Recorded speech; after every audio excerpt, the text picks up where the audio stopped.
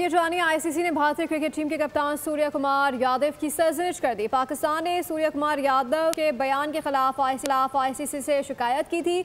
सूर्य कुमार यादव के मामले की आईसीसी हुकाम के सामने समाअत हुई। पाकिस्तान के खिलाफ ग्रुप स्टेज के मैच के बाद सूर्य कुमार यादव ने सियासी जुमले बोले थे।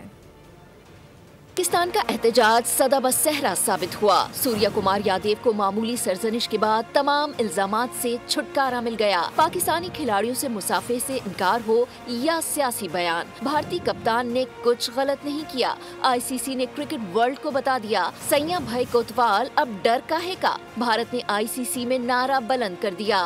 भारतीय इंतहा पसंद सियासतदान अमित शाह का बदनामे जमाना बेटा जय शाह आईसीसी का सरबराह, खेल की आलमी गवर्निंग बॉडी में भारत की मौजा ही मौजा, इससे बढ़कर मैं क्यों सोचा।